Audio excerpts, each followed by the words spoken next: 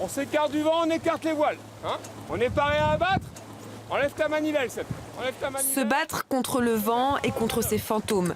Militaire de carrière, le capitaine Alpha Diakhaté traîne un vieux cauchemar. 5 camarades morts lors d'une mission en Afghanistan, dans la vallée de la Kapisa. C'est la voile qui l'aide à soigner cette maladie que l'on appelle le syndrome du stress post-traumatique.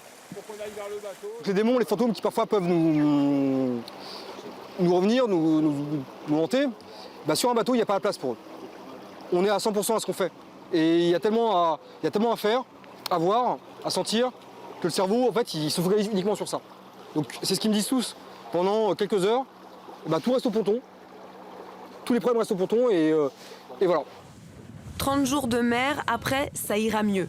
Une philosophie et aussi le nom de l'association créée par le capitaine Diakhaté. Des stages de voile organisés par des soldats blessés pour des soldats blessés, pour naviguer, prendre l'air et surtout des moments pour échanger et briser son isolement. Quand on se retrouve en congé, en arrêt de travail, suite à un stress post-traumatique, on se retrouve énormément isolé. Donc le stage a permis de se rendre compte que dans nos vies respectives, au quotidien, on n'est pas si seul. On est tous dans le même cas. Donc le stage a permis de créer des liens avec des personnes qu'on ne connaît pas mais qui ont un parcours similaire.